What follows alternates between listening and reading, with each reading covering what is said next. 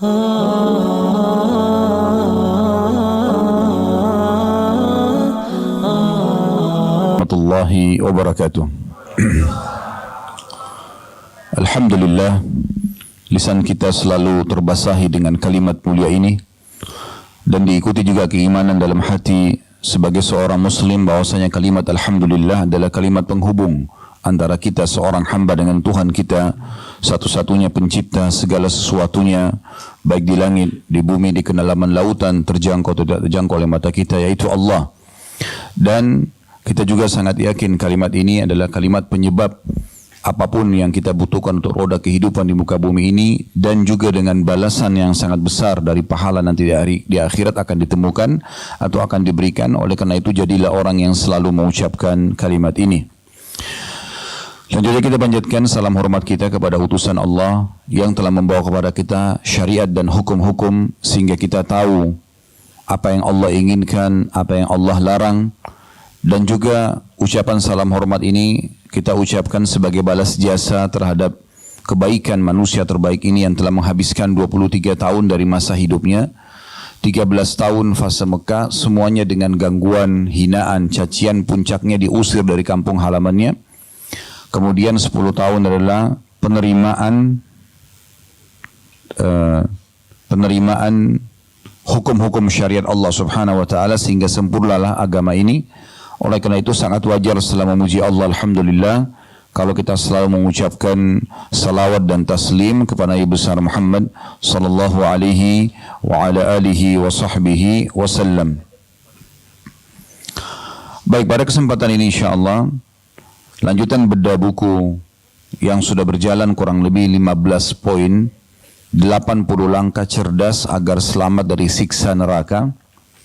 Kembali saya ingatkan karena materi kita ini kurang lebih sebulan sekali saja, maka perlu setiap muslim dan muslimah jadikan sebagai target utamanya adalah surga dan bagaimana dia bisa selamat dari api neraka.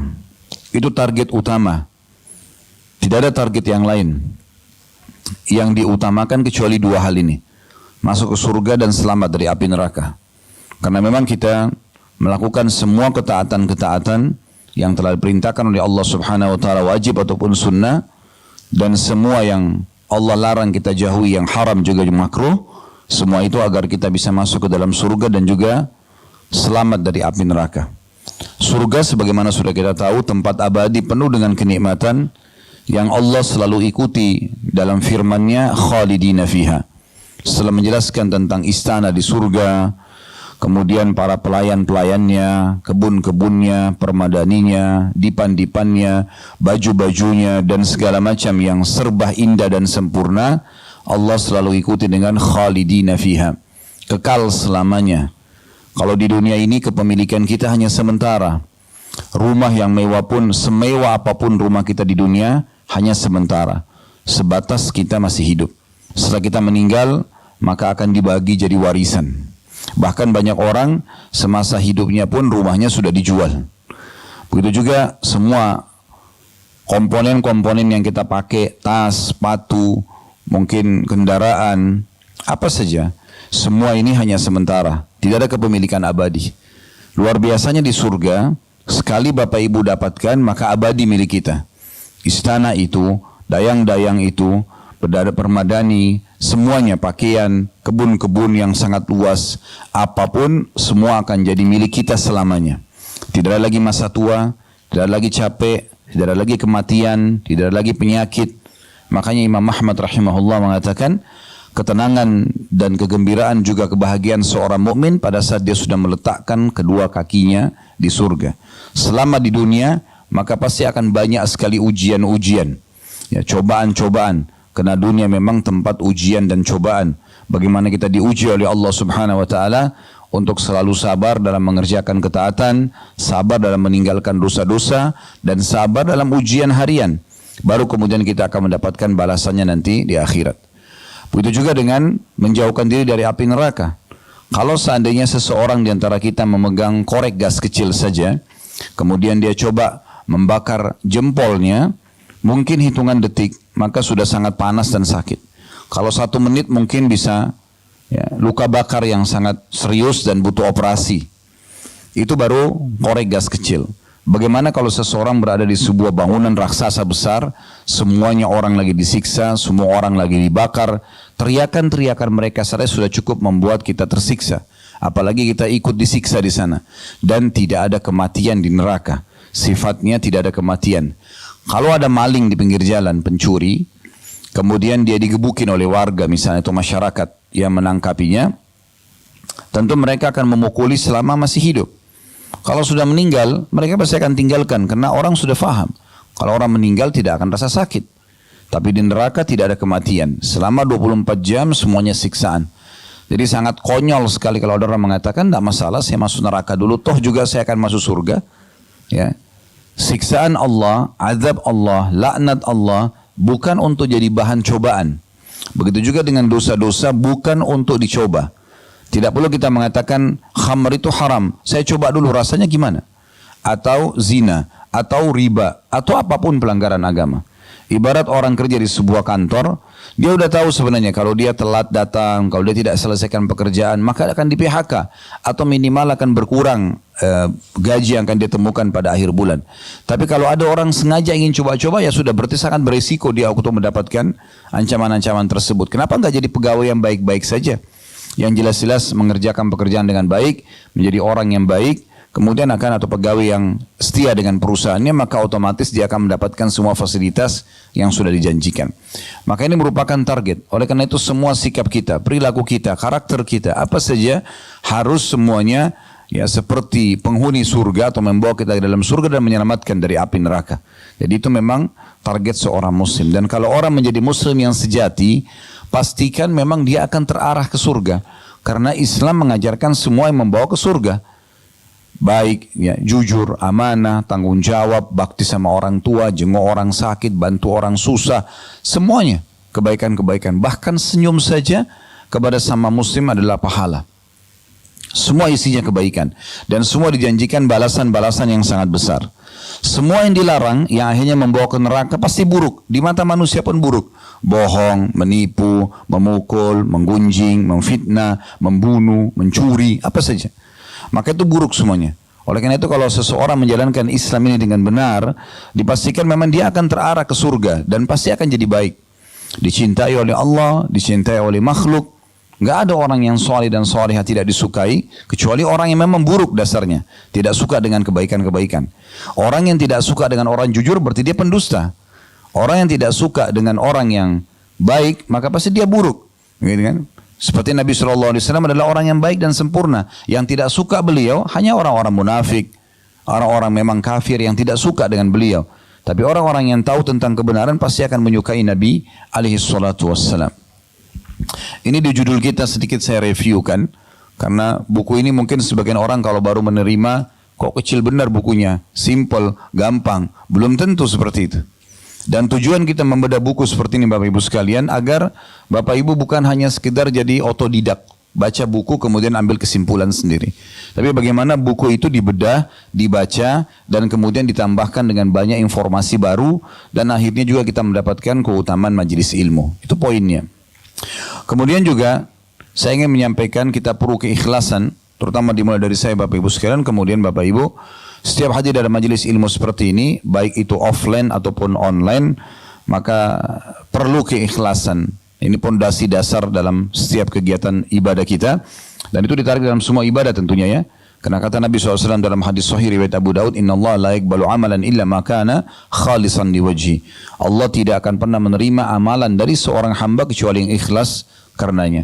Kalau tadi di sini Bapak Ibu ada yang datang hanya karena diajak oleh temannya, mungkin hanya seremoni saja, meramaikan majelis, testimoni saja, mau tes-tes, enak nggak sih ikut pengajian, ya? Atau hanya sekedar mau tahu saja, ya lebih baik diubah niatnya karena ingin hadir dalam majelis ilmu. Karena hadir dalam majelis ilmu itu adalah bagian dari kewajiban setiap muslim dan muslimah. Kata Nabi SAW, talabul ilmi faridatun ala kulli muslim. Menuntut ilmu agama adalah kewajiban bagi setiap muslim. Ini kewajiban kita. Tidak perlu lihat siapa yang menyampaikan, tapi apa yang disampaikan. Kalau yang disampaikan, qala Allah, qala Rasul, Allah berfirman, Rasulullah SAW bersabda, sesuai dengan pemahaman para salafus salih, para sahabat, para tabi'in, orang-orang yang lebih dekat dengan masa kenabian, atau yang bertemu langsung dengan Nabi SAW, maka kita terima tentu penyampaian tersebut. Dan kebutuhan kita terhadap ilmu ini, Bapak Ibu sekalian, lebih kita butuhkan daripada makanan pada saat lagi lapar, minuman pada saat lagi haus, tempat tidur pada saat lagi letih, obat pada saat sakit. Karena ilmu agama akan memandu kita mana makanan, mana minuman, mana tempat tidur, mana obat yang boleh dan mana yang tidak boleh sesuai yang Sang Pencipta Allah Subhanahu wa taala izinkan. Oleh karena itu ikhlaskan niat dan kejar keutamaannya. Kata Nabi SAW di antara hadis yang mulia, siapa yang keluar menuntut ilmu ikhlas karena Allah, maka dia seperti mujahid di jalan Allah. Dalam riwayat dia akan mendapatkan pahala haji yang lengkap. Orang yang keluar dulu dari majelis ilmu, ikhlas, dinaungi dengan sayap-sayap para malaikat karena ridho terhadap perbuatan mereka. Dan sebagian ulama salaf mengatakan menuntut ilmu adalah bagian daripada jihad, ya, bagian daripada jihad di jalan Allah Subhanahu wa taala. Ilmu ini seperti bodyguard buat kita. Pada saat kita sudah mempelajarinya, maka dia akan selalu menjadi pengawas buat kita. Setiap mau beraktivitas, setiap kali mau melakukan apapun atau meninggalkan apapun, pasti ilmu akan mengatakan itu boleh kerjakan, ini tidak boleh, maka jauhi. Tema kita teman-teman sekalian pada siang ini insyaAllah di langkah cerdas selamat dari api neraka yang ke-16. Nah, salah satu tradisi dan yang sering kami lakukan setiap kali membedah buku seperti ini poin demi poin, kita mereviewkan kembali pelajaran yang lalu. Yang ke-15 adalah akhlak mulia. Ini sudah panjang lebar kita jelaskan. Setiap muslim dan muslimah kewajiban bagi mereka memiliki karakter akhlak yang baik. Jujur, amanah, lemah lembut, tanggung jawab. Itu semua adalah karakter. Dan ini terhitung sebagai sebuah amal soleh tersendiri. Secara substansial, akhlak-akhlak itu ya merupakan amal soleh sendiri. Misalnya orang jujur, banyak keutamaan kejujuran. Dan dia jadi amal soleh sendiri. Mungkin juga dermawan misalnya, itu juga akhlak yang baik. Punya banyak keutamaan, kalau kita kerjakan dia akan menjadi tambahan amal sendiri, timbangan amal. Itu juga dengan akhlak-akhlak yang lainnya. Kalau digabungkan semuanya, maka namanya akhlak. Itu ada tambahan pahala lagi di timbangan amal pada hari kiamat. Ini sudah kita jelaskan pada pertemuan yang lalu ya. Dan orang yang berakhlak mulia, orang yang paling dekat dengan Nabi SAW nanti di akhirat, walaupun kita tidak bertemu dengan beliau, sebagaimana hadis Nabi SAW itu bisa dilihat di poin ke-15 ya, kita mereviewkan kembali sabda Nabi SAW, inna min ahabbikum ilayya wa aqrabikum minni majlisan yawmal qiyamati ahasinukum akhlaqa. Sesungguhnya orang yang paling aku cintai di antara kalian dan paling dekat kedudukannya di sisiku nanti, maksudnya di surga, berdekatan dengan beliau yang paling baik akhlaknya. Ya. Juga kita sudah tahu bahwasanya hadis Nabi SAW, ya, tidak ada sesuatu yang lebih berat di timbangan amal seorang hamba hari kiamat dibandingkan akhlaknya yang mulia. Ya, termasuk dalam akhlak ini teman-teman sabar ya. Kalau ada gangguan orang, ya misalnya dicaci maki, digibah, difitnah, nggak usah balas, nggak perlu dibalas. Karena kalau orang menggibah kita, orang memfitnah kita, ya ini berarti dia sedang ya, dijadikan oleh Allah Subhanahu Wa Taala sebagai sebab ujian kita. Karena pahala sabar harus untuk mendapatkannya harus melalui ujian. Kalau bukan karena ujian, tidak akan mungkin kita dapatkan pahala sabar, gitu kan? Jadi memang ada sebabnya di situ. Allah datangkan sebagai sebab dan akhirnya kita meraih pahala yang sempurna. Kalau pernah dengar kisah tentang beberapa ummahatil ibu-ibu ya, tepatnya muslimah, ya, bukan ummahatil mu'minin, bukan istri-istri Nabi, tapi sebagian muslimah di kota Mekah, Sumayyah dan beberapa sahabat Nabi yang lain ridwanullah alaihinna, pada saat mereka lagi disiksa di Mekah, sambil disiksa, sambil sebagian majikan-majikan mereka, seperti kalau Sumayyah itu majikannya Abu Jahal, ya, sambil mengatakan, mencaci maki muslimin, mengatakan, sungguh kami menyiksa kalian karena kami membenci kalian, ya, dan kami tidak akan pernah berhenti sampai kalian meninggal, mati. Maka apa jawaban para muslimah tersebut? Mereka mengatakan hampir serentak bahasanya sama. Mereka mengatakan sesungguhnya Allah lah yang telah membuat kalian melakukan seperti ini untuk menguji iman kami. Begitu mereka melihat cobaan itu.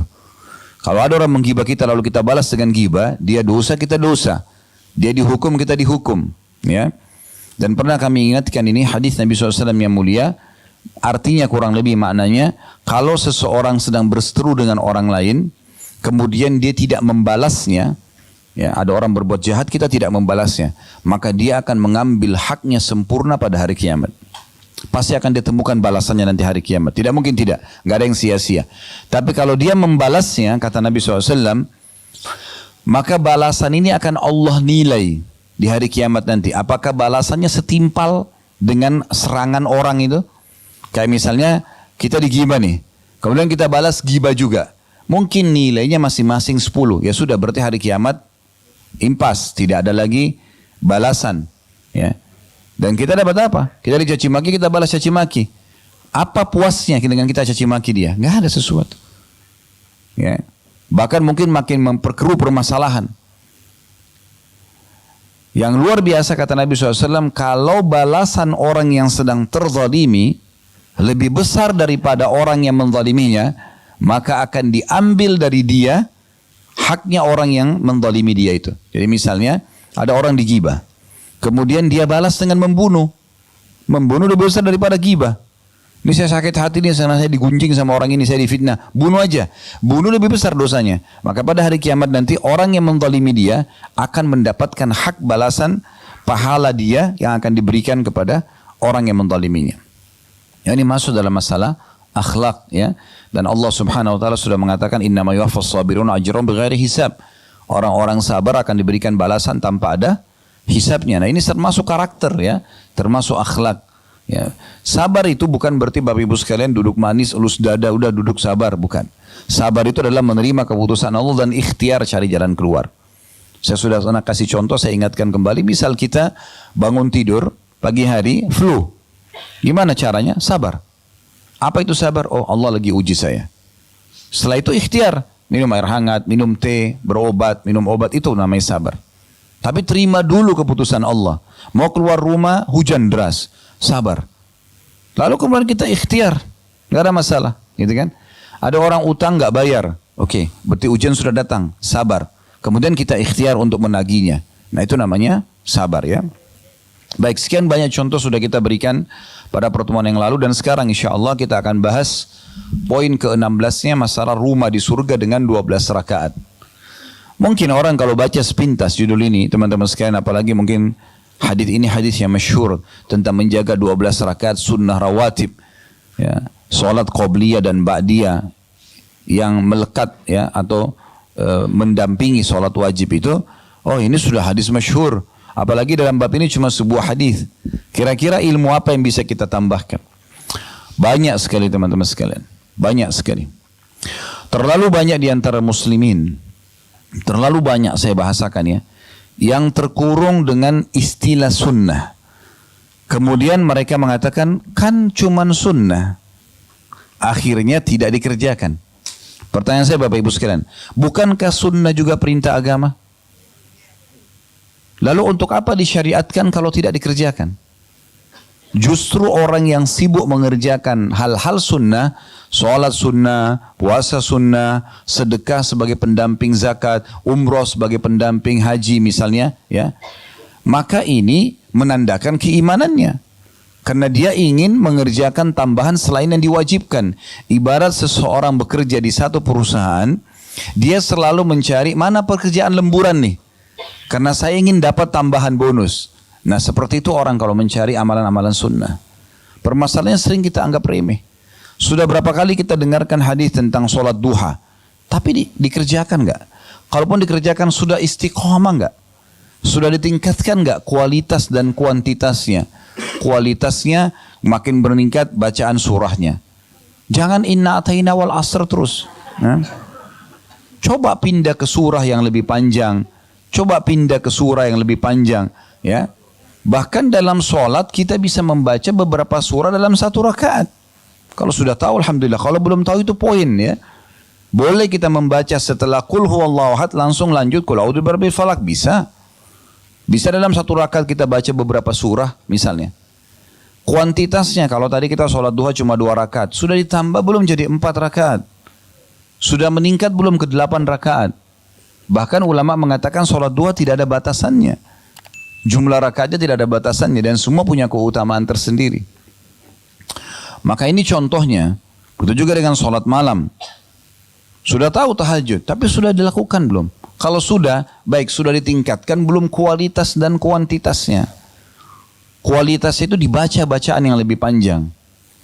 Kemudian juga diperpanjang, ya. Waktu durasi sholatnya, berdirinya. Bukankah Nabi SAW berdiri sholat malam sampai kakinya pecah-pecah? Gitu kan? Bukankah Utsman bin Affan membaca 30 juz di rakaat terakhir sholat witir yang kita biasa baca qul huwallahu ahad? Ya. Mungkin Bapak Ibu bilang gimana caranya 30 juz di saat rakaat terakhir witir? Begitulah Bapak Ibu sekalian. Ada satu rahasia penting. Kalau kita membiasakan diri mengerjakan sebuah ibadah, Allah Subhanahu wa taala akan meringankan ibadah itu dan berkahi. Makna ringan adalah jadi mudah sekali kita kerjakan. Orang kalau rutin kerjakan sholat malam, rutin sekali dikerjakan sama dia, sudah jadi kebiasaannya. Rasanya nggak nyaman kalau sudah nggak dikerjakan. Karena tiap malam bangun jam 4, tiap malam bangun 2:30 misalnya. Sudah rutin dia kerjakan itu. Maka nanti Allah mudahkan, kayak tidak ada beban bagi dia. Justru beban kalau dia tinggalkan. Plus lagi, muncul ide-ide yang sangat banyak di jenis ibadah yang sama. Tiba-tiba muncul, saya mau panjangkan berdirinya, saya mau panjangkan rukuknya, saya mau panjangkan sujudnya, saya mau baca dari surah ini ke surah ini ya. Kalau pernah dengar Uwais Al-Qarni rahimahullah, seorang ulama tabi'in, beliau saking rutinnya setiap malam sholat malam dan waktunya panjang untuk Tuhannya Allah Subhanahu wa taala, maka beliau pernah menjadikan satu malam semuanya ruku. Rukuknya lama sekali. Semua disempurnakan tentunya, i'tidal, sujud, tapi untuk ruku lama sekali. Karena ada kurang lebih ada 11 macam bacaan ya. Ada banyak sekali. Maaf, 6-7 macam bacaan dalam ruku. Itu bisa dibaca masing-masing 11 kali. Jadi cukup panjang. Selama ini kan mungkin orang baca Subhana Rabbil Azim ya. Kan ada Subhana Rabbil Azim wa bihamdi, ada Subuhun Qudusun Rabbul Malaikati war Ruh, ada Subhanadil Jabarut wal Malakut wal Kibriyai wal Azama, ada Subhanakallahumma bihamdika Allahumma gfirli. Ada banyak pilihannya. Bisa dibaca setiap bacaannya tuh 10 sampai 11 kali. Itu yang Nabi SAW biasa lakukan. Nah ini kan masih banyak sunnah yang kita belum kerjakan. Dan sayang sekali gitu. Terbuang-buang waktu tanpa kita menambah kualitas dan kuantitasnya. Jadi jangan terkurung mengatakan sunnah. Ya kan? Puasa Senin Kamis terlewatkan begitu saja. Tidak puasa. Kenapa? Ada janjian. Ya. Baik, kalau orang janjian memang kenapa? Apa masalahnya? Kan bisa saja janjian sambil puasa kan? Gak ada masalah. Misal contoh. Sampai kapan kita gak mau puasa Senin Kamis? Coba. Sampai ajal datang. Kan berarti hanya sunnah yang ketinggalan. Masalahnya itu. Jadi sering orang terkurung dengan sunnah. Dan kalau tidak dimulai, maka tidak akan pernah kita mulai. Ya. Karena syaitan tidak ingin kita mengerjakan ibadah-ibadah sunnah. Ya. Ada satu kata kunci juga. Orang kalau sudah sibukkan dirinya dengan sunnah, maka yang wajib jadi mudah buat dia. Orang kalau sudah biasa sholat sunnah, wajib itu pasti nggak ketinggalan. Orang kalau biasa puasa sunnah, puasa Ramadan itu mudah sekali buat dia. Kalau sepanjang tahun antum tidak pernah puasa, tiba-tiba tiba Ramadan berat rasanya. Tapi coba kalau orang sudah biasa Senin Kamis, Ayyamul Bid, udah biasa dia. Tiba Ramadan biasa aja. Ya. Orang kalau tidak biasa sedekah, bakhil, pelit, sulit untuk zakat. Hitung zakat pun kayaknya belum tiba waktunya, gitu kan. Orang kalau sudah biasa umroh, haji jadi ringan.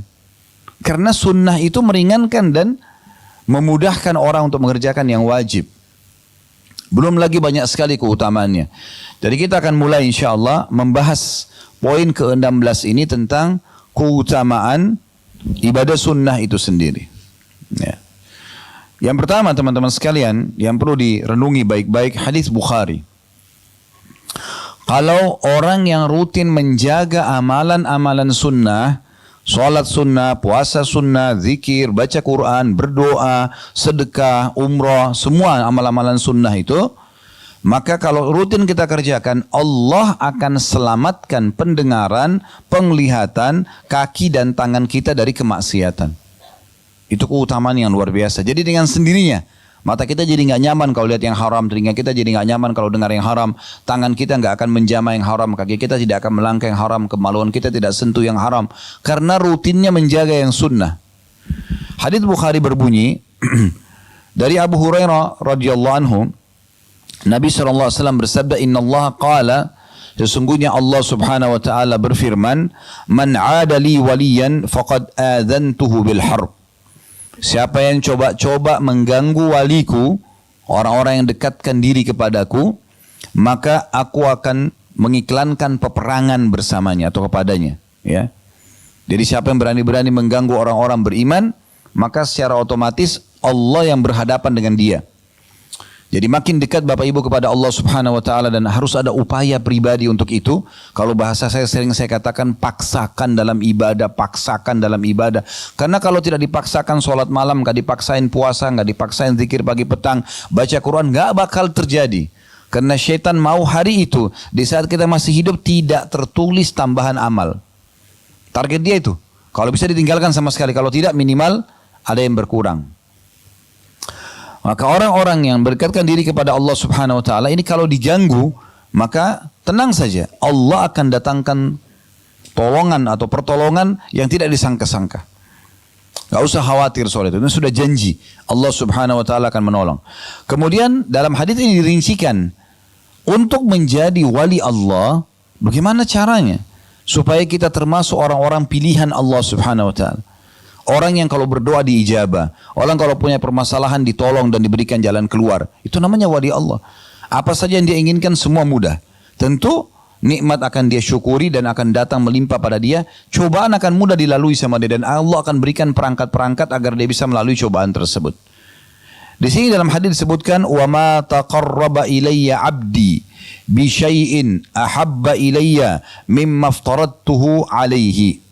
Dan ketahuilah, tidak ada yang lebih aku cintai dari pendekatan diri seorang hamba kepadaku daripada apa yang telah aku wajibkan kepadanya.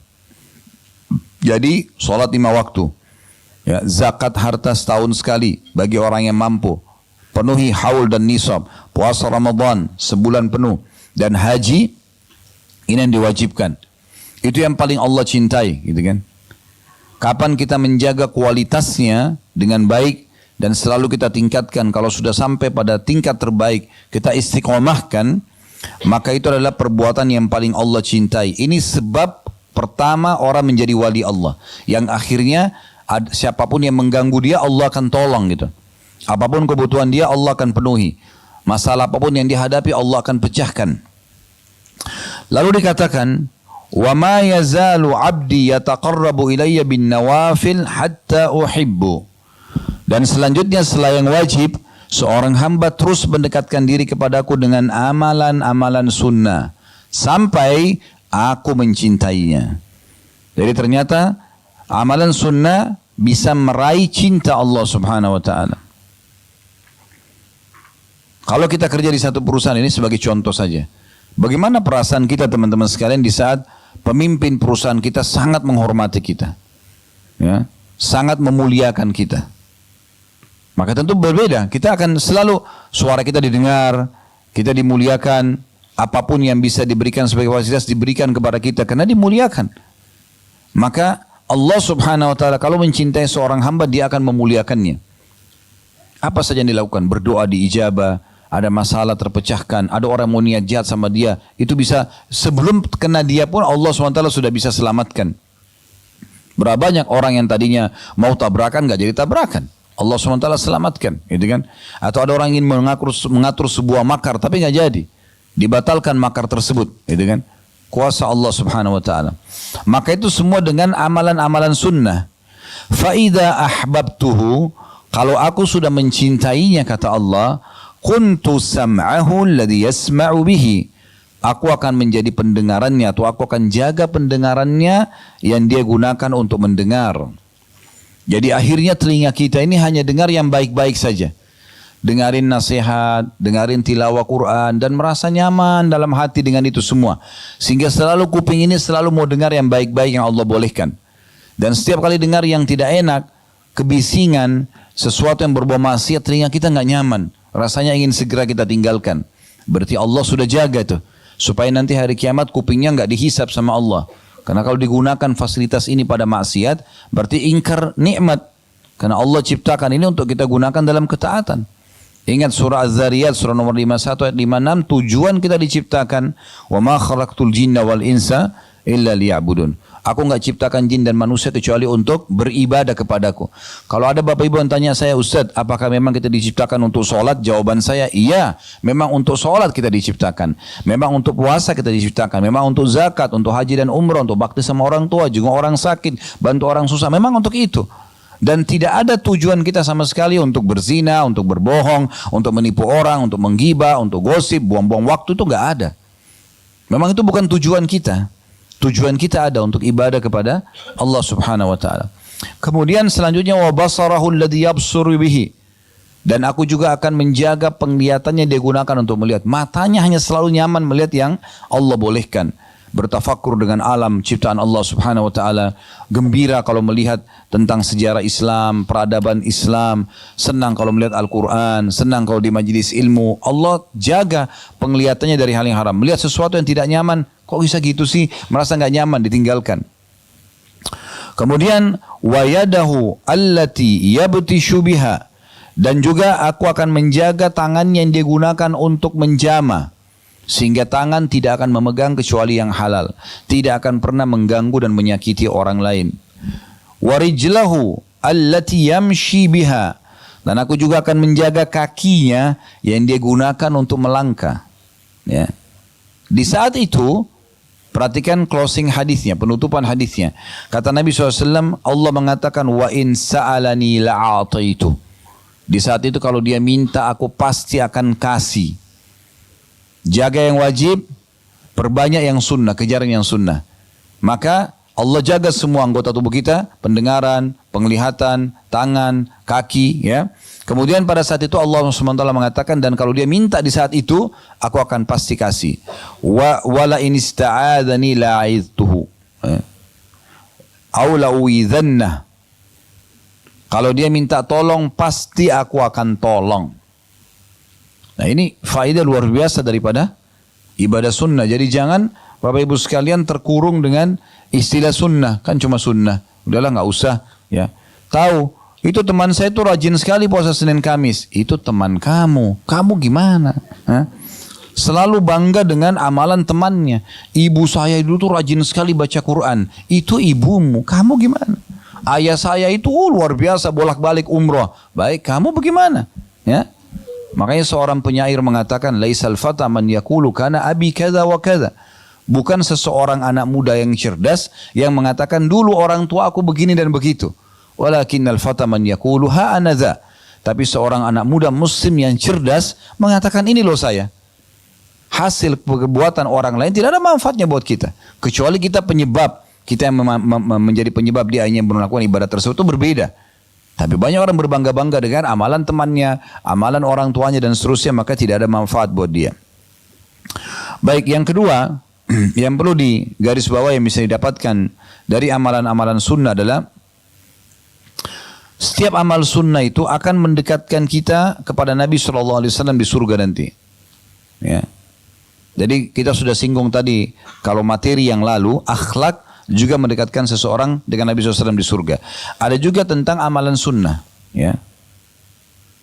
Terutama solat, karena kita sedang bahas masalah solat, ya. Coba cintai Bapak Ibu sekalian solat sunnah, qobliyah, ba'diyah, solat duha, solat malam, tahiyat masjid, solat taubat, solat wudu. Rutinkan dan paksakan. Paksa. Setiap bisikan syaitan, jangan negosiasi sama dia. A'udzubillahi minasyaitonir rajim, langsung kerjakan, ya. Ada hadis yang mulia diriwayatkan oleh Rabi'ah bin Ka'ab al-Aslami radhiyallahu anhu. Hadis ini riwayat Muslim, ya. Dia mengatakan kuntu abitu ma'a Rasulillah sallallahu alaihi wasallam fa ataituhu bi wudu'ihi. Satu hari pernah aku menginap bersama Nabi sallallahu alaihi wasallam dan pada saat beliau bangun untuk salat malam, aku menyiapkan wadah berisi air wudu beliau, wa hajatihi, dan beberapa hajat Nabi SAW seperti siwak, ya, dan yang lainnya. Faqala li, setelah selesai wudu, setelah selesai hajat Nabi SAW, karena Nabi merasa Rabi'ah ini berbuat baik, maka beliau mengatakan, sal, silakan, apa yang kau inginkan. Maksudnya setelah berbuat ini kepadaku, ada yang kau ingin minta enggak? Fakultu, as'alu murafaqataka fil jannah. Aku hanya minta ya Rasulullah agar nanti aku bersama anda di surga. Sama-sama. Anda di mana di surga, aku di situ juga. Permintaan yang luar biasa ini. Bukan minta, pada saat itu kalau dia bilang ya Rasulullah, saya minta jadi orang paling kaya. Nabi tinggal berdoa diterima itu. Saya ingin minta keturunan banyak, saya ingin minta jabatan, saya ingin minta jadi raja. Urusan dunia semua akan dikasih. Tapi sahabat ini cerdas, bukan itu urusannya dia. Tadi saya bilang orang mukmin targetnya selalu akhirat. Maka dia bukan cuma sekedar minta surga, tapi minta bersama Rasulullah SAW di surga. Pasti derajat paling tinggi itu, gitu kan? Qala awa ghaira dzalik. Maka Nabi SAW bilang kepada Rabi'ah, ada yang lain enggak? Maka qultu huwa dzak. Aku berkata tidak ya Rasulullah, itu aja. Kalau itu sudah anda mohon kepada Allah untuk aku, selesai. Aku bisa masuk surga bersama anda nanti. Ini mulia sekali. Qala fa'inni ala nafsika bikathratis sujud. Kalau itu permintaanmu, maka tolong aku agar aku bisa menyempurnakan keinginanmu itu, minta kepada Allah dengan memperbanyak sujud. Ya, di sini ulama hadis ada yang mengatakan maksudnya adalah memperbanyak sholat sunnah. Karena pada saat itu mereka mau sholat malam. Ya, Nabi SAW lagi mau sholat tahajud pada saat itu. Ada juga pendapat yang mengatakan semua jenis sujud, seperti sujud tilawah, ya. Kalau seandainya kita lagi baca ayat tentang sujud, biasanya kan sudah digarisi di bawahnya, ya. Al-Quran sekarang sudah sangat modern, maka kita sujud, ya.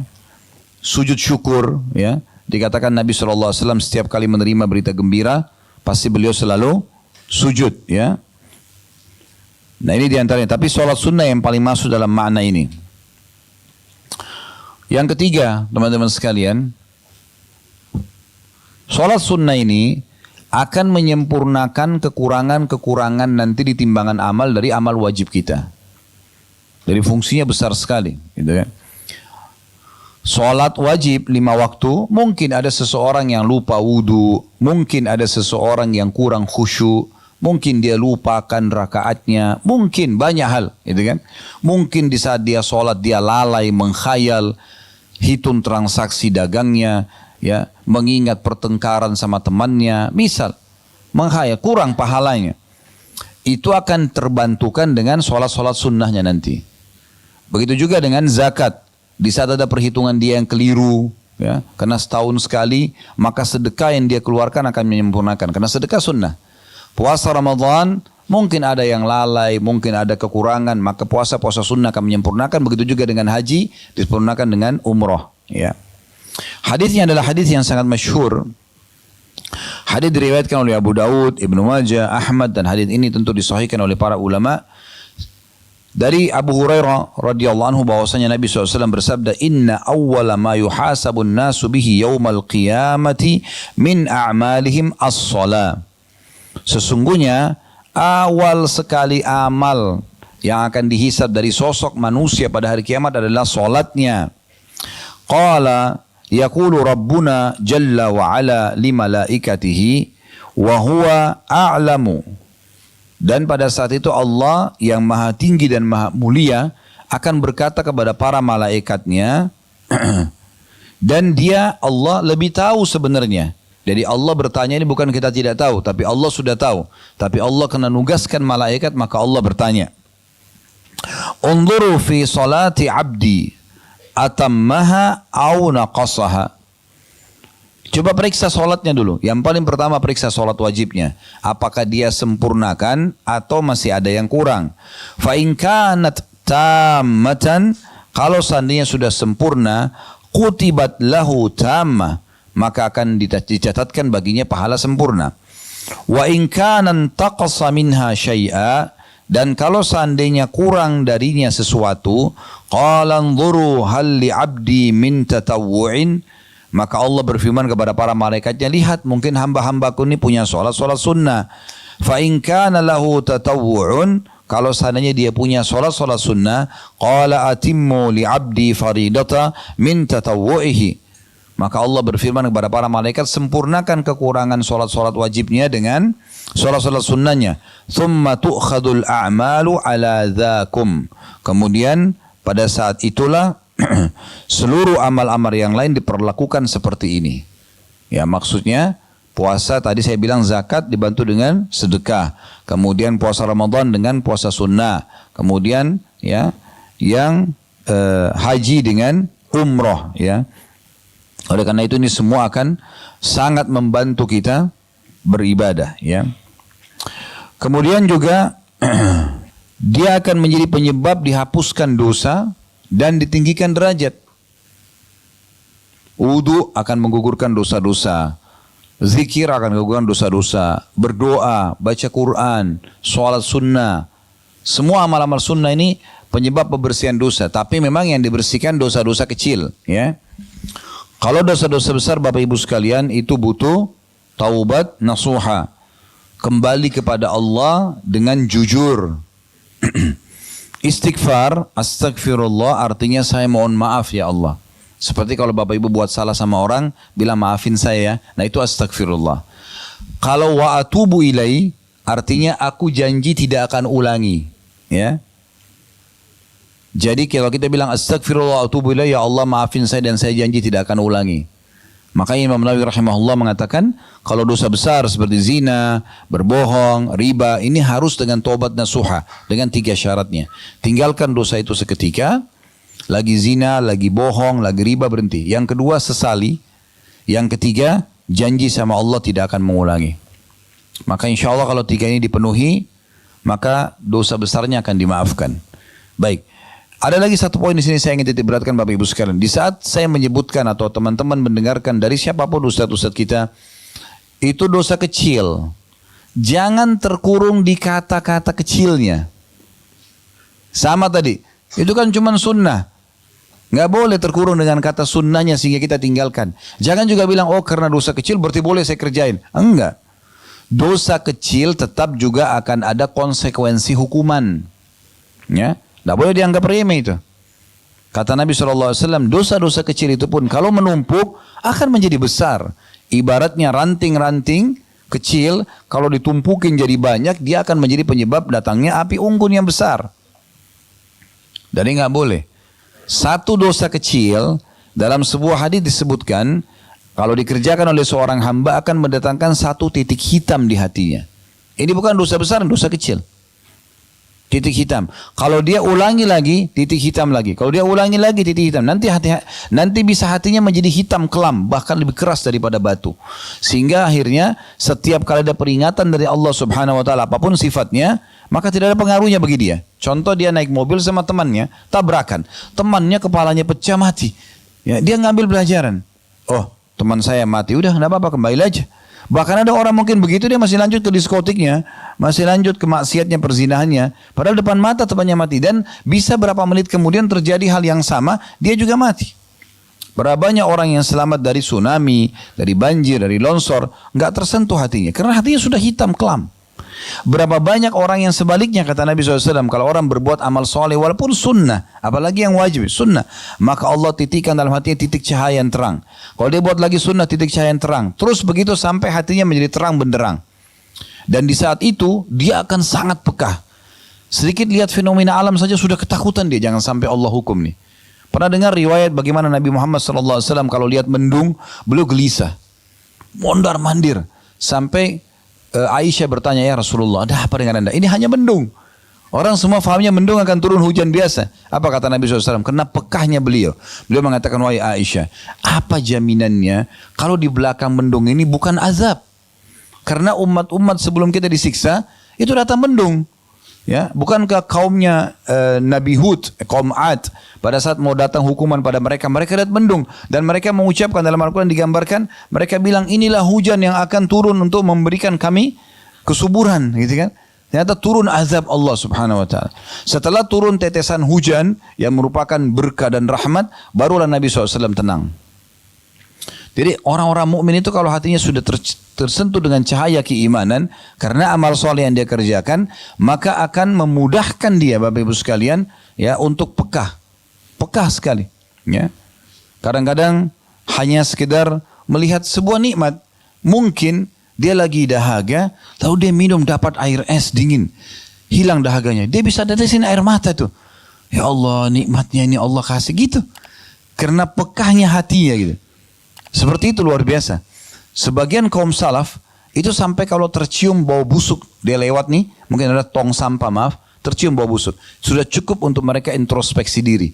Astagfirullah, ada apa ini? Kok Allah sampaikan bau busuk ini ke saya? Coba. Kita sering lewat cium bau busuk, sudah bau busuk, tutup hidung, pergi aja. Tak ambil pelajaran. Mereka tidak seperti itu. Kalau jalan, kakinya kesentuh batu. Astagfirullah, ada apa ini? Allah ingatkan. Hal kecil pun dijadikan sebagai bahan introspeksi diri. Kenapa? Hatinya sudah putih. Orang kalau hatinya bersih karena amal soleh, penuh dengan cahaya, bahkan bisa menerangi orang lain. Dia kalau ngomong berbekas pada orang lain, dia kalau memberikan nasihat orang bisa terima, dia kalau mengerjakan satu perbuatan walaupun dia tidak sampaikan, orang jadikan contoh, gitu kan? Perbuatan apa yang dia kerjakan, karena memang hatinya sudah bersih. Dan itu semua keputusannya ada di tangan kita masing-masing. Ya, yang bisa membuat hatinya bersih, suci, penuh dengan amal soleh hanya Bapak Ibu sendiri. Dan yang bisa membuat hatinya kelam, keras, hanya Bapak Ibu sendiri. Ya. Dan orang kalau sudah terlanjur hitam keras hatinya masih bisa. Caranya gimana? Taubat. Dia kembali kepada Allah SWT. Kata Nabi SAW, kalau dia taubat, suqila minha. Diangkat dari hatinya itu. Nanti bisa bersih kembali gitu kan. Tapi nggak boleh dia nodai lagi. Ingat, saya selalu ulangi, dosa bukan untuk dicoba, dipelajari dan dijauhi. Amal soleh dipelajari untuk dikerjakan. Nggak usah coba-coba dosa. Dan tujuan kita isi pengajian seperti ini Bapak Ibu sekalian, mulai detik ini ke depan, fungsi ilmu itu ke depan kita amalkan. Saya bukan sedang menghardik Bapak Ibu tentang masa lalu kita, bukan. Oh, Ustadz singgung masalah dosa, kita banyak dosa nih. Enggak, saya bukan bahas itu. Sekarang kalau Bapak Ibu sudah sampai di telinganya pada kesempatan ini, Allah SWT yang mudahkan saya mengucapkan ini, Bapak Ibu hadir mendengarkan, berarti peringatan dari Allah SWT. Tidak pernah saya susun kata-kata ini secara khusus, tiba-tiba saja mengalir begitu. Allah sampaikan ke telinga Bapak Ibu, sampaikan ke hati untuk kita jadikan sebagai pegangan, gitu kan? Berubah dari sekarang ke depan. Bagaimana kalau kita punya masa lalu yang salah, taubat segera, kembali ke depannya luruskan. Dan tidak usah terpengaruh dengan ucapan orang. Sudah sering saya bilang itu. Oh, kamu alim ya sekarang, kamu berubah. Iya, gak apa-apa. Kenapa malu? Tiba-tiba ubah lagi jilbabnya karena malu sama temannya. Tiba-tiba sembunyikan baju kokonya atau kopiahnya karena malu sama temannya. Kenapa? Biarin aja kita ditahu. Kamu alim ya, alhamdulillah. Saya baru tahu nih, enak benar orang hadir majelis ilmu itu. Enak benar orang beriman, begitu. Dan kalau ditelepon sama teman-teman yang lalu-lalu, jawab, jangan nggak jawab. Saya kalau jawab saya takut diajak. Jawab aja, assalamualaikum warahmatullahi wabarakatuh. Sudah jadi ahli surga ya sekarang. Kok jawab salam? Oh iya, alhamdulillah. Saya sudah ikuti pengajian. Ayo kita ke karaoke ini yuk. Oh maaf, saya sudah taubat sekarang. Ya, ikut ya ke majelis saya. Nggak ditelepon lagi tuh. Tapi kalau nggak dijawab, ditelepon terus nanti. Ya. Baik, kita masuk yang keempat. Dihapusnya dosa-dosa dan diangkatnya derajat, ya. Ada kisah yang unik dari seorang tabi'in. Dia bernama Ma'dan bin Abi Talha, ya. Al-Ya'mari rahimahullah. Beliau pernah berkata, aku pernah bertemu dengan mantan budaknya Nabi SAW yang bernama Thauban radhiyallahu anhu. Di Thauban ini dulu budak Nabi bebasin, disilangkan dengan maula, ya. Namanya Thauban. Dan aku berkata kepadanya, pas ketemu dengan Thauban, wahai Thauban, beritahukan kepadaku satu amalan yang bisa memasukkanku ke dalam surga. Ini cerdasnya orang ini, ya. Ma'dan ini, dia ketemu sama seorang sahabat Nabi dan orang dekat dengan Nabi, karena ini adalah pembantunya Nabi gitu. Maka langsung dia bilang, coba sampaikan kepada saya. Maksudnya apa yang kamu ketahui, amalan yang pernah kamu dengar dari Nabi yang bisa bawa masuk dalam surga? Apa aja sekarang yang terlintas, tolong sampaikan kepada saya. Dalam riwayat lain dia mengatakan, beritahukan kepadaku amalan yang kalau aku kerjakan, aku dicintai sama Allah. Maka Thauban awalnya diam. Ma'dan ulangi lagi, yang kedua kali. Thauban diam lagi. Yang ketiga kali, masih diam. Setelah itu baru Thauban menjawab. Rupanya di masa dia diam itu, radhiyallahu anhu, beliau sedang memikirkan. Apa ini kira-kira yang mau disampaikan? Karena kan pertanyaannya, amalan apa yang bisa membawa aku masuk dalam surga? Kan banyak sekali. Kalau Bapak Ibu juga tanya saya akan diam dulu. Amalan apa nih? Banyak benar gitu kan? Tapi dia ingin nyari, kira-kira amalan apa yang orang sedang bertanya ini mudah amalin. gampang dia untuk praktikin, gitu kan? Disesuaikan dengan kondisi dan keadaannya. Mungkin Ma'dan, sebagaimana juga memang dinukil dari sebagian ya orang yang meneliti tentang beliau, orang ini memang adalah orang yang soleh, bukan orang yang sembarangan gitu Ma'dan ini. Maka dia tidak perlu lagi untuk diingatkan tentang wajibnya, ya. Tapi dia butuh tambahan tentang sesuatu gitu. Maka kata Thauban radhiyallahu anhu, alaika bikathratis sujudi lillah. Saran saya, kalau kau ingin masuk surga insya Allah, selain apa yang sudah kamu kerjakan sekarang, perbanyak sujud untuk Allah. Fa innaka la tasjudu lillahi sajdatan illa rafa'akallahu biha darajah. Karena tidak mungkin atau kau tidak akan pernah sujud satu kali untuk Allah kecuali Allah akan angkat kamu satu derajat. Ya. Wa hatta anka bihal khati'ah. Dan Allah juga akan hapuskan dengan satu sujud itu dosa-dosamu. Ya. Jadi ini riwayat hadis sahih riwayat Muslim dan dikuatkan dengan riwayat lain kata Nabi SAW, kalau seorang hamba sedang sujud maka dosa-dosanya menumpuk di punggungnya. Kalau dia lagi ruku menumpuk, kalau dia berdiri jatuh gugur-guguran. Kalau dia sujud juga sama, berguguran lagi dosa-dosa tersebut. Ya. Nah riwayat ini menjelaskan kepada kita Bapak Ibu sekalian bagaimana amalan sunnah, memperbanyak sujud maksudnya adalah sujud sunnah ya. Maka itu akan meninggikan derajat dan juga mengampuni dosa-dosa. Mengampuni dosa-dosa. Ya. Baik, ini kurang lebih gambaran tentang masalah keutamaan amal-amal sunnah ya. Tentu banyak sekali nih rinciannya, tapi ini secara global, secara garis besar ya. Sekarang coba kita masuk teman-teman sekalian lebih dalam bahas tentang materi kita. Ya. Dalam buku ini disebutkan sebuah hadis. Yang hadis ini sudah masyhur. Saya kembali ke buku dulu dan kita bacakan ya. Langkah ke-16, langkah cerdas menyelamatkan dari api neraka adalah rumah di surga dengan 12 rakaat. Nabi SAW bersabda, Man thabara ala sintaini ashrata raka'a minas sunnah, banallahu lahu baitan fil jannah.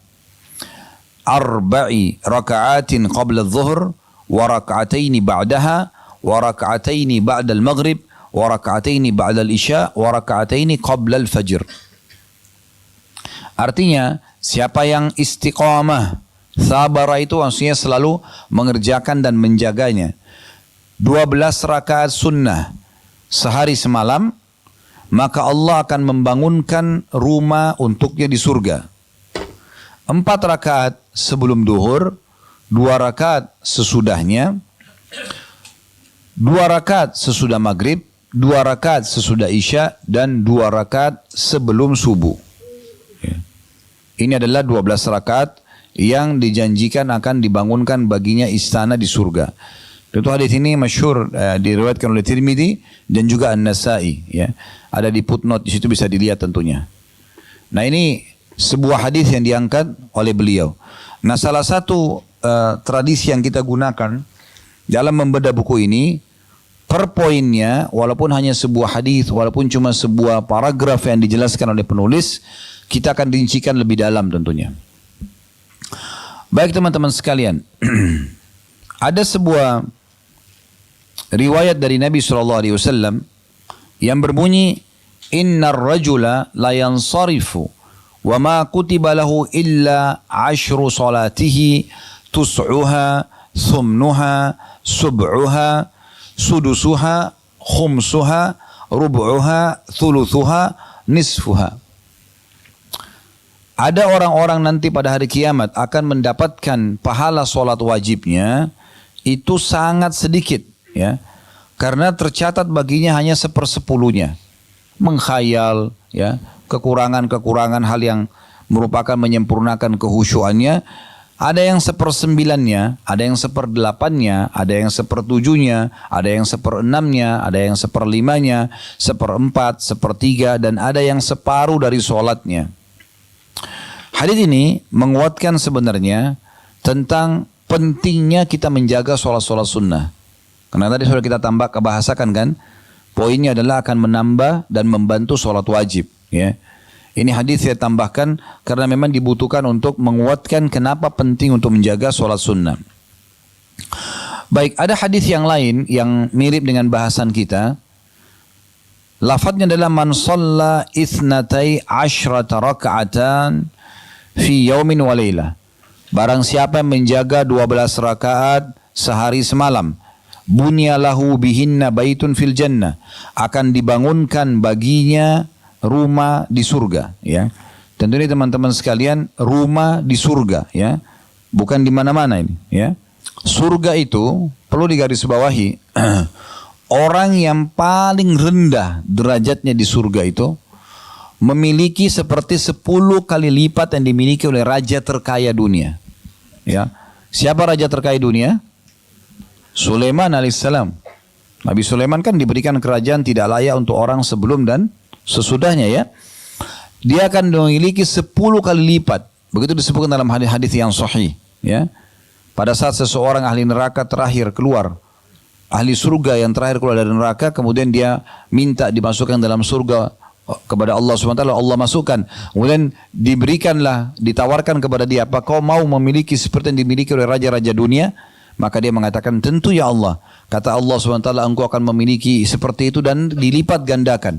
Dia mengatakan, aku ridho hai Tuhanku, engkau akan mendapatkan 2 kali lipatnya lagi. Terus begitu sampai 10 kali lipat. Dan dalam beberapa riwayat yang dihasankan oleh para ulama, ahli surga yang paling rendah derajatnya akan memiliki 10.000 orang pelayan. Ya. Coba bayangkan punya 10.000 orang pembantu. Ya. Kalau rumah kita punya 10 pembantu saja sudah penuh. Ya. Ini 10.000 orang. Dan di setiap pembantu, tangan pembantu itu ada nampan yang dibawa. Kemudian ahli surga itu akan makan dari nampan-nampan tersebut dari awal sampai akhir sama kenikmatannya. Karena di surga tidak ada rasa kenyang. Kita kan biasa berubah nikmatnya makan kalau sudah kenyang kan gitu. Nah, kenyang nggak ada, lapar nggak ada. Jadi orang di surga itu hanya untuk menikmati saja. Nggak ada lapar, nggak ada kenyang. 10.000 nampan semuanya dimakan sama dia. Rasa dari nampan pertama sampai yang terakhir sama. Ya. Begitu itu orang yang paling rendah di surga. Dalam beberapa riwayat yang lain akan ada ahli surga yang paling rendah di surga. Dia masuk ke surga, dia lihat ada satu orang tampan sekali, bercahaya, sampai kagum. Dan dia mengatakan, apa kau ini malaikat-malaikat Allah? Kata orang tersebut, bukan, saya salah satu pelayanmu. Gitu. Pelayannya bercahaya, tampan sekali. Gitu. Begitu luar biasanya. Ya, kuasa Allah SWT. Baik, jadi teman-teman sekalian, kita akan mendapatkan istana di surga dengan menjaga 12 rakaat ini. Jadi mudah-mudahan keluar dari sini sudah nggak ada lagi ketinggalkan, ya kan gitu. Ya. Sampai ada pendapat ulama mengatakan kalau orang sudah rutin mengerjakan sebuah ibadah sunnah, maka dia boleh mengerjakannya walaupun sudah keluar dari waktunya kalau punya uzur. Kayak misal, tadi duhur nih, Bapak Ibu pas mau ikut sholat, sebenarnya kan ada qobliyah duhur nih, kan dalam 12 rakaat itu kan 4 rakaat sebelum duhur ya. Sekarang baru mau sholat sunnah sudah iqamah. Kan kita nggak boleh sholat ya. Kalau sudah iqamah Bapak Ibu wajib berhenti. Karena kata Nabi SAW tidak ada sholat sunnah dengan iqamah, sholat wajib ya. Jadi nggak boleh lagi. Nah sekarang kalau Bapak Ibu pas takbir ternyata sudah iqamah. Kita belum sholat qobliyah. Apakah qobliyah itu hilang? Jawabannya enggak. Dikerjakan setelah sholat duhur, sebelum sholat ba'diyah. Tapi ini dilakukan bagi orang yang sudah rutin mengerjakannya. Ya, bukan orang yang sengaja tinggalin. Misal, tadi ada orang belum sholat qobliyah duhur, sekarang hadir di pengajian kita nih. Oh ternyata 4 rakaat sebelum duhur itu masuk dalam 12 rakaat nih. Saya mau kerjaan sekarang, udah nggak bisa, udah lewat. Ya. Tapi kalau orang rutinitasnya itu beda. Baik, kita akan rincikan 12 rakaat ini. 2 rakaat sebelum subuh dikenal dengan sunnatul fajr. Hadis yang masyhur, raka'atal fajr khairu minad dunya wa ma fiha. 2 rakaat sunnah al-fajr sebelum sholat wajib fajr atau sholat subuh lebih baik daripada dunia dan seluruh isinya. Ini luar biasa ini ya. Gini, coba renungi. Kalau ada orang punya berlian seperti bola pimpong, kaya nggak? Kalau seperti bola basket? Hah? Kalau seperti mobil? Kalau seperti hotel ini? Kaya banget. Memang tidak ada ya. Bagaimana kalau ada orang, mayoritas wilayah Jakarta Selatan punya dia. Hampir semua Jakarta Selatan punya siapa? Oh ibu ini, oh bapak ini. Tanahnya 90% punya dia. Kaya nggak? Kalau dia punya sama Jakarta Timur, dia punya sama Jakarta Barat, Jakarta Pusat, anggap seluruh Jakarta punya dia. Kaya banget ya. Mungkin tidak ada di dunia orang seperti itu. Baik, kalau orang punya Jawa Barat, semua punya dia. Semua orang nyewa tempat sama dia. Bagaimana kalau orang punya seluruh wilayah Jawa? Jawa Barat, Jawa Timur, Jawa Tengah, semua punya dia. Bagaimana kalau orang punya seluruh Indonesia lah, langsung aja. Sumatera, Sulawesi, semua punya dia. Ya. Kalimantan, begitu luar biasa. Ya. Begitu, bagaimana kalau orang punya Asia? Bagaimana orang kalau punya dua benua, Asia dan Afrika? Bagaimana kalau seluruh benua ini punya dia? Itu sudah luar biasa. Itu cara memahami begitu. 2 rakaat yang Bapak Ibu kerjakan sebelum subuh itu. 2 menit ini, 3 menit. Lebih baik daripada dunia dan seluruh isinya. Artinya nanti hari kiamat, kalau Bapak Ibu dikasih nanti hasilnya. Ini loh, 2 rakaat sholat sunnah fajarmu ini pahalanya. Itu lebih baik daripada dunia dan seluruh isinya. Nanti kita akan lihat, oh ini bahkan lebih baik daripada itu. Makanya Sa'id bin Musayyib rahimahullah seorang tabi'in berkata, aku telah dipertemukan oleh Allah SWT dengan orang-orang, maksudnya satu kaum, itu para sahabat Nabi, yang mereka sama sekali tidak pernah peduli kalau mereka kehilangan apapun dari dunia ini. Mau harta, mau orang yang dicintai, meninggal, tidak penting bagi dia. Tapi mereka sangat sedih kalau ketinggalan 2 rakaat sholat sunnah al-fajr. Karena mahalnya bagi mereka. Nah poin ini perlu digarisbawahi Bapak Ibu sekalian. Sholat-sholat sunnah yang melekat dengan sholat wajib yang dikenal dengan rawatib yang sedang kita sebutkan tadi 12 rakaat. Nanti kita rincikan lagi insya Allah ya. Kalau yang melekat atau mendampingi duhur, asar, maghrib dan isya itu bisa hilang pada saat kita musafir. Iya kan? Karena kan kita jamak qasar kan? Kalau kita jamak duhur sama asar, qobliyah sama ba'diyah udah nggak ada. Kita jamak maghrib sama isya sama juga. Ba'diyah maghrib tadi yang masuk 2 rakaat dan ba'diyah isya juga sudah nggak ada kan? Tapi khusus sunnatul fajr itu tetap dikerjakan walaupun musafir. Karena dia tidak ada jamaknya, subuh tidak dijamak dia. Ya. Itulah yang disebutkan dalam sebuah riwayat kata Aisyah radhiyallahu anha, "Lam yakunin Nabi sallallahu alaihi wasallam ala syai'in minan nawafili ashadda minhu ta'ahudan ala raka'atil fajr." Tidak pernah ada satupun sholat sunnah yang Nabi SAW lebih jaga dibandingkan sholat sunnatul fajr. Bahkan beliau SAW tidak pernah meninggalkan. Kata Ibnu Qayyim rahimahullah, termasuk di antara petunjuk Nabi SAW adalah ketika safar adalah mengqasar sholat fardu. Ya, dan beliau tidak mengerjakan sholat-sholat sunnah rawatib qobliyah dan ba'diyah. Yang biasa beliau tetap lakukan adalah mengerjakan sholat witir dan sholat qobliyah subuh. Ini yang rutin beliau kerjakan, gitu kan? Beliau tidak pernah meninggalkan kedua sholat sunnah ini ketika mukim ataupun musafir. Ya, jadi ini yang pertama 2 rakaat sunnatul fajr. Ya. Bagaimana Ustaz kalau kayak tadi hukumnya? Pas saya bangun udah iqamah subuh, saya buru-buru kerjain sholat subuh. Saya kehilangan sholat fajar, boleh dikerjakan setelah salam. Ya, kalau memang orang ada uzur ya, dia ketiduran, dia lagi di kamar mandi pas keluar ternyata sudah iqamah, maka boleh dikerjakan. Ya. Setelah salam, kalau orang ikut berjamaah ya. Tapi kalau ibu di rumah, walaupun sudah iqamah di masjid, ibu masih bisa sholat qobliyah subuh dulu, baru kemudian sholat wajib. Yang kedua adalah sholat 4 rakaat sebelum duhur. Ini satu-satunya sholat dari 12 rakaat itu yang 4 rakaat sebelum duhur ya. Dan 4 rakaat sebelum duhur ini itu disebutkan dalam hadis tadi masuk dalam 12 rakaat sehari semalam dan ada 2 rakaat sesudah duhur. Ini satu-satunya sholat yang diikuti dengan qobliyah dan ba'diyah khusus untuk dapat istana di surga ya. Poin ini dulu guys sebagai khusus untuk dapat menjalankan hadis yang sedang kita bahas 12 rakaat sehari semalam. Satu-satunya sholat wajib yang diikuti dengan qobliyah dan ba'diyahnya duhur.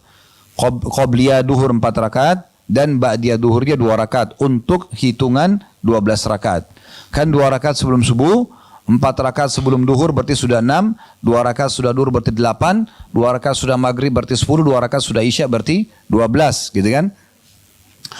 Nah, sholat duhur ini, qobliyah duhur 4 rakaat, kita kerjakan 2 rakaat salam, 2 rakaat salam. Ya. Ada pendapat sebagian ulama membolehkan kalau sholat sunnah seperti mengerjakan sholat malamnya, mencontohi seperti sholat malam Nabi. Sholat malam Nabi bisa 2 rakaat salam, 2 rakaat salam, bisa juga 4 rakaat sekaligus baru salam. Ya, itu bisa ditarik ke sholat-sholat sunnah. Ya, baik. Hanya saja sholat duhur ini, Bapak Ibu sekalian, sunnahnya ya, lebih afdal kalau Bapak Ibu tambahkan 2 rakaat lagi sesudahnya. Maksudnya, kan tadi 4 rakaat sebelum, 2 rakaat sesudah ya. Nah, yang sesudahnya tambah lagi 2. Itu lebih afdal. Karena dikuatkan dengan hadis yang lain. Yang kata Nabi SAW, Man hafadha ala 4 raka'atin qabla adh-dhuhri wa 4 ba'daha harramallahu 'alan nar. Siapa yang menjaga 4 rakaat sebelum duhur dan 4 rakaat sesudah duhur, Allah akan haramkan dia dari api neraka. Jadi duhur ini ditambah 2 rakaat lagi, ya. 2 rakaat lagi. Kemudian selanjutnya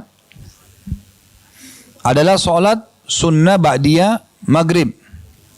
Ya, 2 rakaat ba'diyah maghrib. Ini masuk dalamnya, ya. Kemudian juga 2 rakaat setelah isya. Baik, ada pertanyaan di sini. Apakah berarti sunnah-sunnah lain tidak ada? Seperti misalnya, ya, ada qobliyah asar. Kalau ba'diyah asar nggak ada ya. Khusus subuh dan asar tidak ada ba'diyahnya. Karena ada hadis Bukhari menjelaskan Nabi SAW bersabda, di waktu itu iblis sedang mengeluarkan tanduknya dan para pengikutnya sedang sujud, maka jangan kalian sujud. Makanya nggak ada ba'diyah subuh, nggak ada ba'diyah asar. Kita dilarang itu ya. Baik. Tapi qobliyah asar ada. Hadis riwayat Imam Ahmad. Kata Nabi SAW, Rahimallahu memberikan hafidha 4 rakaatin qabla al-asr. Semoga Allah merahmati seorang hamba yang menjaga 4 rakaat sebelum asar. Ya. Jadi bisa kita sempurnakan sholat 12 rakaat ini dengan menambah sunnah-sunnah yang lain. Sekaligus kita jelaskan, yaitu 4 rakaat sebelum asar. Ya, karena tadi asar tidak masuk sama sekali di 12 rakaat itu ya. Kemudian juga ada qobliyah maghrib dan qobliyah isya. Ya. Tapi walaupun dia tidak masuk di hadis 12 rakaat tadi. Cuman ada. Karena kata Nabi SAW, ma baina kullu adhanaini sholah. Di setiap antara azan dan iqamah ada sholat. Ya. Maksudnya sholat qobliyah. Jadi ada qobliyah maghrib dan ada qobliyah isya. Sekarang kita tambahkan juga informasinya. Kalau ada pilihan, saya sholat sunnah di rumah atau sholat sunnah di masjid, mana yang lebih afdal? Di rumah. Ya. Kalau ibu-ibu tentu sunnah dan wajib lebih afdal di rumah. Tapi kalau kita bicara bapak-bapak, maka afdalnya sholat sunnah di rumah. Ya. Kalau dia khawatir sholat wajibnya ketinggalan, terutama takbiratul ihram pertama imam. Karena begitu imam Allahu Akbar, makmum seharusnya juga Allahu Akbar. Karena sudah mulai dicatat pahala oleh malaikat. Mulai doa iftitah, ya kan gitu. Mulai membaca Al-Fatihah, mulai baca surah dan seterusnya. Jadi jangan sampai luput itu. Makanya kata Nabi SAW, siapa yang tidak ketinggalan 40 hari takbiratul ihram imam, ya, 40 hari berturut-turut ya, subuh, duhur, asar, maghrib, isya, maka dia akan selamat dari sifat kemunafikan. Selamat dari api neraka dan sifat kemunafikan. Ada kisah seseorang anak muda melamar seorang anak syekh di Jeddah, kejadian nyata. Dia dengar syekh ini terkenal, punya ilmu segala macam, punya kedudukan dan juga punya anak perempuan yang salehah. Anak laki-laki ini sebenarnya masih jauh dari agama, tapi dia ingin melamar gitu. Dia datang ke masjid lalu dia bilang sama syekh, saya ingin melamar anak anda. Syekhnya lihat orang ini memang sepertinya masih agak jauh dari agama. Lalu kata syekhnya, saya akan terima lamaran kamu tapi dengan syarat. Ya, kamu harus selalu 5 waktu sholat di masjid saya ini di belakang saya, ikut berjamaah 40 hari. Anak muda ini belum tahu hadisnya. Belum tahu tentang hadis tadi, orang kalau jaga 40 hari tidak pernah ketinggalan takbiratul ihram imam itu akan selamat dari neraka dan sifat kemunafikan ya. Dia bilang karena saya kejar ingin melamar anaknya syekh, maka saya sholat. Dia bilang hari-hari pertama saya riya. Dia bilang karena saya hanya ingin mengejar target itu. Dan ingin dipuji oleh syekh. Oh ya ternyata setiap balik atau setiap mau takbir syekhnya balik ada anak muda itu di belakang. Ya kan? Karena syekh kasih syarat di belakang saya. Saya langsung lihat gitu selama 40 hari. Tapi dia bilang setelah berlalu 4 hari, 5 hari, berbeda gitu. Ada perasaan dalam hati saya yang berbeda. Seminggu mulai 10 hari. Saya akhirnya mulai tidak peduli lagi. Apakah lamaran saya diterima atau tidak oleh syekh. Setelah 40 hari dia bilang, saya betul-betul merasa tidak ingin lagi meninggalkan masjid. Jadi kuasa Allah SWT. Allah hilangkan sifat kemunafikan itu dengan perbuatan seperti ini. Jadi setiap laki-laki usahakan mengerjakan ini walaupun sekali seumur hidup. Ya. Ada 40 hari tidak ketinggalan sama sekali. Ya, ingatkan, selalu ingatkan diri. Kasih timer di situ. Kasih peringatan ya kalau kita akan sholat. Jadi begitu mau azan sudah langsung ke masjid. Takbir imam Allah Akbar, kita Allah Akbar di belakangnya 40 hari. Maka itu insya Allah akan selamat dari neraka dan juga sifat munafik. Selanjutnya teman-teman sekalian, yang perlu kita garis bawahi adalah hadis tentang masalah sholat sunnah yang afdal dikerjakan di rumah. Ini kalau keburu ya. Sabda Nabi SAW, fa inna afdal salati salatal mar'i fi baitihi illa al-maktubah. Ketahuilah salat seseorang itu paling afdal dikerjakan di rumahnya kecuali yang wajib saja. Kemudian Nabi SAW juga mengingatkan tentang pentingnya menjaga salat sunnah di rumah. Dalam sabda beliau, idza kharajta, ini Nabi SAW berkata kepada Abu Hurairah ya, kalau engkau keluar dari rumahmu min manzilika, fasalli raka'ataini yamna'uka min makhraji su'. Sebelum keluar, sholat sunnah dulu 2 rakaat.